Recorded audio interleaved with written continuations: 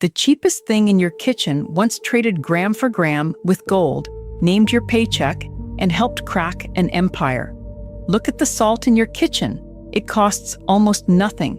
You spill it without a thought.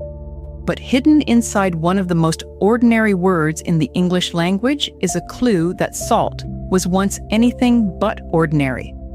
That word is salary.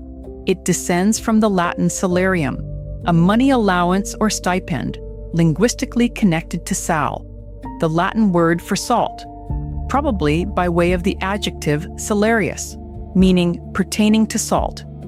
The root did not stay in Rome. It survives across the Romance languages: French sel and salaire, Spanish sal and salario, Italian sale. Every time a French worker is paid a salaire, an echo of salt is buried in the word. There is a famous story that goes further, that Roman soldiers were literally paid in salt. That story traces to a line attributed to Pliny the Elder. But here we must be careful. Scholars note that the exact link is unclear, and the widely circulated Pliny quote appears to be a misattribution, a fabrication repeated across books and websites until it hardened into fact. So the truth is quieter and stranger. We can be sure the word is soaked in salt. We cannot be sure soldiers carried it home as wages. Part 1. Why Armies Cared. Which raises the real question. Why would armies care about salt at all? The answer is not seasoning. It is survival. Before refrigeration, meat rotted within days. Salt changed that. Salted meat could last a week or more, which meant that troops on the march did not have to forage every single day for food. Think about what that unlocks. An army that can carry preserved rations is an army that can move faster, strike further, and stay in the field longer than one that stops to hunt and gather. Salt was not a luxury seasoning for legions. It was logistics. It was the difference between a force that melts away and a force that endures. And this is the pattern we will see again and again across 2,000 years. Salt's value never came from what it tasted like. It came from what people needed it to do, and from how hard it was to get. Control the salt, and you control something deeper than flavor. You control whether food survives, whether armies march, whether cities eat through winter. So far, salt has named our wages and fed our soldiers. But the moment it left the temperate world and entered the desert, it stopped being merely useful. It became money itself. In one place on Earth, people would soon trade it, ounce for ounce, against gold. Part 2. Worth its weight in gold. That place was the Sahara. Picture two worlds separated by the world's largest desert. To the north, the Saharan economies were short of gold, but they controlled the salt. They held mines like Taghaza, buried deep in the desert. To the south, in West African regions like Wangara, it was the reverse. There was gold, but the people needed salt. Two halves of a puzzle, each holding what the other lacked. Out of that mismatch grew one of history's great trade routes, the reciprocal trans-Saharan trade. In the mining towns, salt was so abundant it lost all glamour. The 14th century traveler Ibn Battuta recorded that at desert towns like Taghaza and Taoudenni, slabs of rock salt were so plentiful that people built their houses out of them, houses made of salt.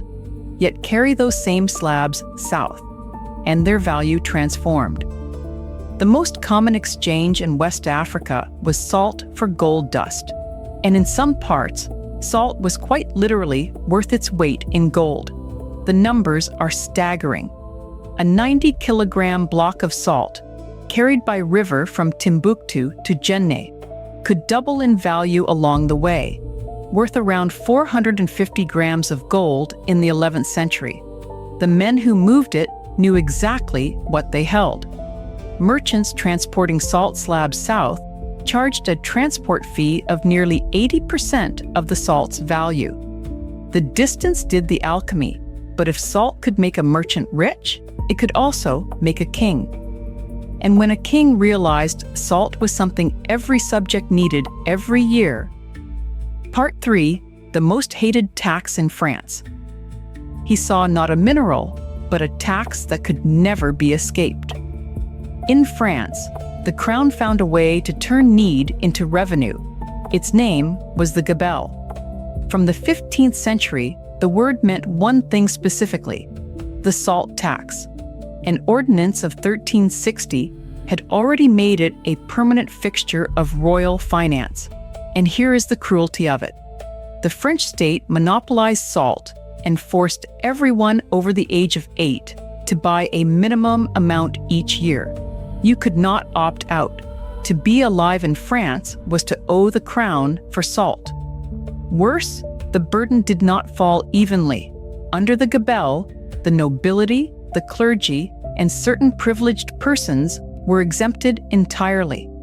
Rates varied wildly from one region to the next, so the same handful of salt might cost a fortune in one province and little in the next. It became one of the most hated and unequal taxes in French history. When a tax is that punishing, people find ways around it. High gabelle rates and regional disparity fueled mass salt smuggling. The government fought back with agents known as gabelists, hunting the smugglers, and sometimes the resentment exploded into open violence, like the Salt War of 1675 in Brittany. A tax on a mineral had become a running war between a state and its own people. It could not last forever, but the question was, what would break first, the tax or the throne itself? By the 18th century, the gabelle had stopped being merely an unpopular tax. It had become a symbol of monarchical oppression, of a system where the powerful were exempt and the powerless paid for the privilege of staying alive. When France reached its breaking point, the salt tax was there in the record, cited as a grievance before the French Revolution. It was one thread in the vast tapestry of anger that brought a monarchy down. And when the reckoning came, the gabelle did not survive it. On the 21st of March 1790, the National Assembly abolished the tax.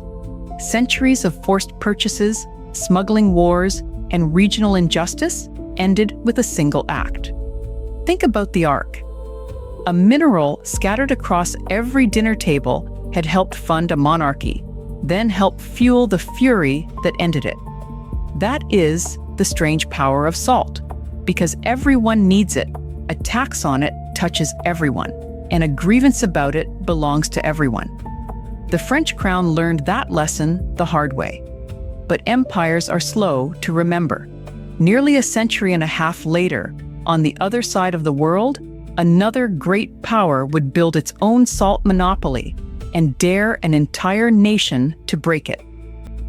Part 4. The March to the Sea. This time, the man who answered would not raise an army. He would raise a handful of salt. In India, under British rule, salt was again turned into a weapon of control. British law made it a criminal offense for anyone but the government to produce or sell salt. This forced Indians to buy heavily taxed salt. Salt they could otherwise have simply gathered for free from their own coastline. The sea gave it away. The law forbade taking it. Gandhi chose that contradiction as his battleground. From the 12th of March to the 6th of April, 1930, he led the Salt March, the Salt Satyagraha, an act of non-violent civil disobedience against the British salt monopoly. It was a 24-day walk of roughly 387 kilometers, from the Sabarmati ashram to the coastal village of Dandi. It began with just 78 volunteers. As they walked, the crowd swelled, and on the 6th of April 1930, at Dandi, Gandhi bent down and picked up a handful of natural salt from the shore. A simple gesture, Symbolically, he had broken the law. That single handful spurred tens of thousands to join, gathering and making salt in open defiance across the country. The empire responded with force. Gandhi was arrested in early May 1930, but the movement did not stop. On the 21st of May, the action at the Dharasana salt works went ahead, led by the poet Sarojini Naidu, where peaceful marchers were beaten by police. And still they came.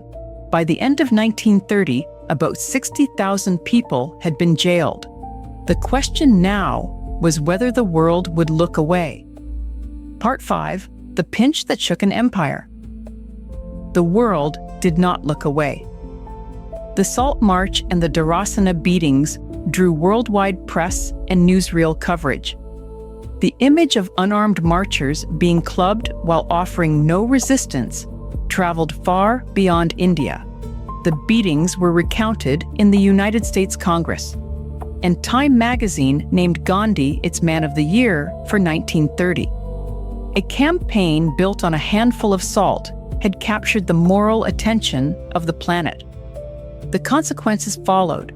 Gandhi was released in January 1931. In March 1931, he and the Viceroy, Lord Irwin, signed the Gandhi-Irwin Pact, ending the campaign in exchange for concessions, including the release of thousands of political prisoners.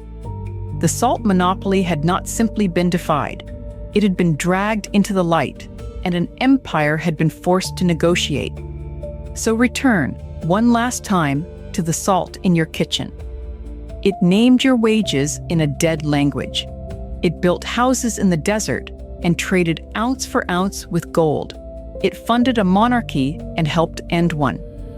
And it gave a nation a way to say no to an empire, not with weapons, but with a pinch of what the sea offers freely. The lesson is not that salt is precious. It is that nothing is ever truly cheap when someone controls whether you can have it. Value, it turns out, was never in the thing. It was always in the need, the scarcity, and the question of who holds the key. This film touches on colonial violence, imprisonment, and unrest. If any of it weighs on you, please reach out to a trusted person or a local support line. Help is available, and you do not have to carry it alone.